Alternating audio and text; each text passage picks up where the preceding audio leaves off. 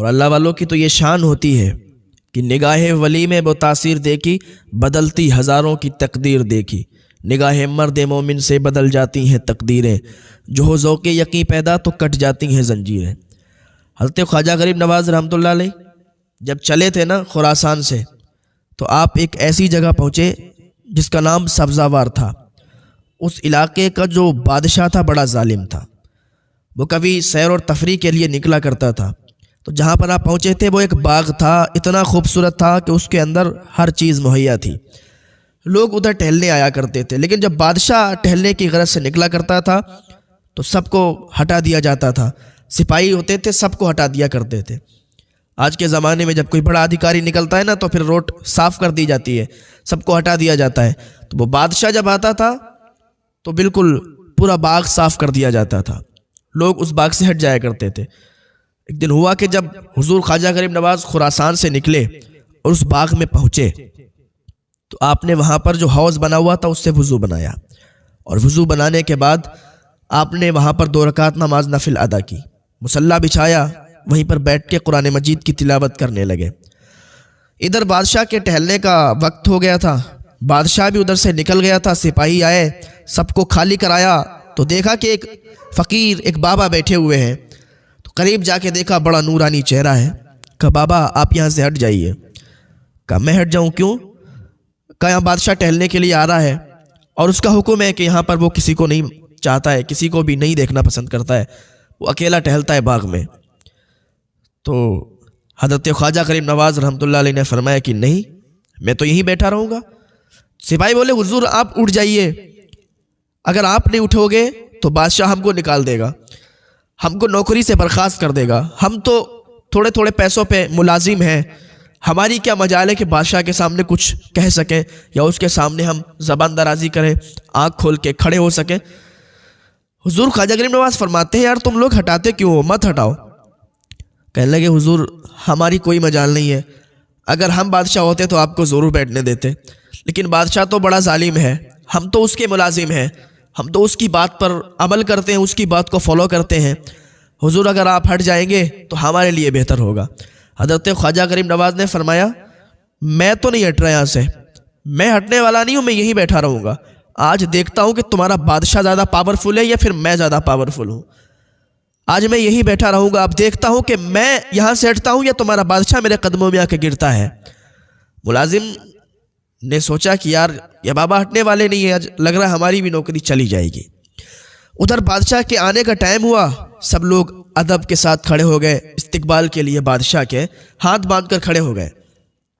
بادشاہ ادھر سے آ رہا تھا، جیسے ہی باغ میں گھسا بادشاہ نے ٹہلنا شروع کیا تو کیا دیکھتا ہے کہ ایک فقیر بیٹھے ہوئے ہیں، مصلی بچھائے حوض کے قریب ایک فقیر بیٹھے ہوئے ہیں۔ تو بادشاہ نے ملازموں کو بلایا اور ڈانٹتے ہوئے کہا کیا تمہیں میں نے بتایا نہیں تھا، تمہیں میرے حکم پر عمل نہیں کرا تم نے؟ میں نے تمہیں بتایا تھا کہ میرے ٹہلنے کے سمے یہاں پر کوئی نہیں دکھنا چاہیے، اور تم نے پھر میرے عمل کو فالو نہیں کیا، اور آج دیکھو یہاں پر کوئی بیٹھا ہوا ہے، یہ کون شخص ہے، اس کو ہٹاؤ یہاں سے۔ ملازموں نے کہا حضور ہم نے آپ کی بات کو فالو کیا، آپ کی ہر بات پر عمل کیا، یہ بوڑھے فقیر ہیں، ہم لوگوں نے ان سے کہا تو انہوں نے کہا ہم یہاں سے نہیں جائیں گے، ہم یہاں سے نہیں ہٹیں گے۔ تو بادشاہ بڑا غیظ و غضب میں آیا، بڑا غصہ ہوا کہ میرے فرمان کو مانا نہیں، میرے بات کو فالو نہیں کیا، کون شخص ہے، اس کو بلاؤ ادھر۔ ملازم گئے، سپاہی گئے، کہا چلیے بادشاہ سلامت بلا رہے ہیں آپ کو۔ تو حضور خواجہ غریب نواز رضی اللہ تعالیٰ عنہ فرماتے ہیں کہ میں کیوں جاؤں اس کے پاس، وہ خود آئے میرے پاس، میں تو نہیں جانے والا۔ بادشاہ نے جب اتنا سنا تو اور زیادہ غصہ ہو گیا، میری سلطنت میں، میری بادشاہت میں، میرے ہی اس باغ میں اور اپنی چلاتا ہے اور بیٹھا ہوا ہے، میں نے بلایا تو کہتا ہے میرے پاس وہ خود آئے، کون سا شخص ہے، چلو دیکھتے ہیں۔ وہ بادشاہ بڑا غصے میں آیا، حضرت خواجہ غریب نواز بیٹھے ہوئے تھے، حضور خواجہ غریب نواز کی طرف اس نے بڑے غصے میں بولا، اور جیسے ایک جملہ بولا تو حضور خواجہ غریب نواز نے اس کی طرف آنکھ اٹھا کر دیکھا تو مسکرانے لگے، اور جیسے ہی مسکرانے لگے تو ادھر خواجہ غریب نواز مسکرائے، ادھر بادشاہ نے جب حضرت کے حسن کا عالم دیکھا، ان کے چہرے پر مسکراہٹ دیکھی تو غش کھا کے گر گیا زمین پر، بے ہوش ہو گیا۔ جتنے ملازم تھے سب پریشان ہو گئے، جتنے سپاہی تھے کہ ارے یہ تو سچ کہتے تھے، ان میں تو بڑا پاور ہے، یہ تو سچ کہتے تھے کہ بادشاہ کے میرے قدموں پہ گرے گا، بادشاہ تو آنے سے پہلے ہی بے ہوش ہو گیا ہے۔ آ کے سب ملازم حضور خواجہ غریب نواز کے قدموں پہ گر گئے، حضور آپ تو بڑا طاقتور ہیں، آپ میں تو بڑی طاقت ہے۔ حضور خواجہ غریب نواز فرماتے ہیں یہ طاقت میری نہیں، یہ تو میرے رب کی طاقت ہے، یہ طاقت تو میرے رب کی ہے جس نے ساری کائنات کو بنایا، اور میں اس سے کیوں ڈرنے والا، میں اس سے کیوں ڈروں؟ ارے مجھے تو اس رب نے پیدا کیا ہے، میں تو اس سے ڈرتا ہوں جو ایک اللہ ہے، جو سب کا مالک ہے، سب کا خالق ہے، سب کو پیدا کرنے والا ہے۔ تو کہا حضور آپ تو بڑے زیادہ طاقتور ہیں، آپ نے تو اس کو بے ہوش کر دیا، اب آپ ایسا کیجئے کہ اس کو ہوش میں لائیے۔ حضور خواجہ غریب نواز نے کہا ٹھیک ہے، حوض کے پاس جاؤ، حوض میں سے پانی لے کے آؤ۔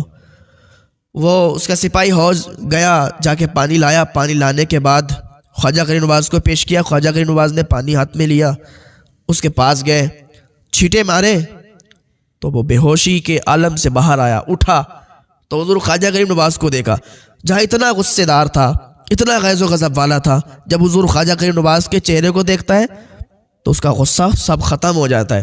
ابھی تک اتنا غصہ تھا، سب غصہ ٹھنڈا ہو جاتا ہے اور خواجہ غریب نواز کے قدموں پہ گر جاتا ہے، خواجہ غریب نواز کے قدموں کو پکڑ لیتا ہے، یا خواجہ غریب نواز، یا خواجہ غریب نواز ہمیں معاف فرما دیجئے، ہم سے غلطی ہو گئی ہے۔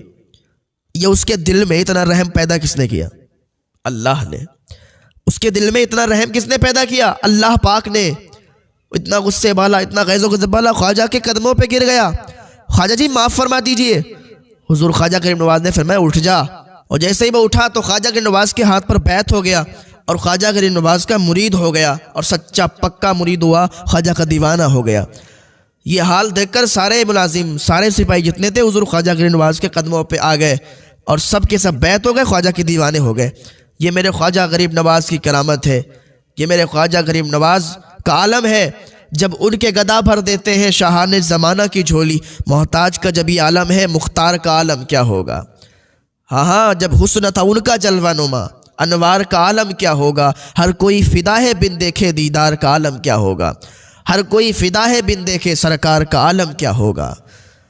یہ تو خواجہ غریب نواز ہیں۔ اللہ نے اپنے ولیوں کو، اپنے دوستوں کو ایسی طاقت عطا فرمائی ہے نا کہ جہاں سے وہ گزر جائیں، جدھر سے بھی گزر جائیں، اپنے دیوانے بناتے ہوئے چلے جاتے ہیں۔ جو بھی ان کو دیکھ لے، جو بھی ان کی باتیں سن لے، لوگ ان کے دیوانے ہو جایا کرتے ہیں۔ یہ اللہ کے ولیوں کی طاقت ہوا کرتی ہے، اللہ کے دوستوں کی طاقت ہوا کرتی ہے۔ اور اللہ کا دوست بنتا کیسے ہے؟ اللہ کا دوست بننا بڑا آسان کام ہے۔ آپ اللہ رب العزت کا بھیجا ہوا، بتایا ہوا کلام پڑھیں۔ اللہ کے دوست اگر بننا چاہتے ہیں نا تو دنیا کی محبت کو ترک کر دیں۔ اللہ خود فرماتا ہے جو بندہ دنیا کی محبت کو ترک کر کے پھر میری بارگاہ میں آتا ہے تو پھر میں اس سے پیار کرنے لگتا ہوں۔ جب بندہ دنیا کی محبت کو ترک کرتا ہے اور اللہ کی محبت میں سرشار ہوتا ہے پھر اللہ اس سے پیار کرنے لگتا ہے، اس کے فرشتے بھی اس سے پیار کرنے لگتے ہیں، اور یہ مخلوق بھی اس سے پیار کرنے لگتی ہے۔ تو اللہ کی ہو جائیں، اللہ کی طرف آ جائیں، اللہ ایک توبہ سے معاف فرما دے گا۔ اللہ تعالیٰ کی بارگاہ میں دعا ہے اللہ ہمیں نیک عمل کی توفیق عطا فرمائے۔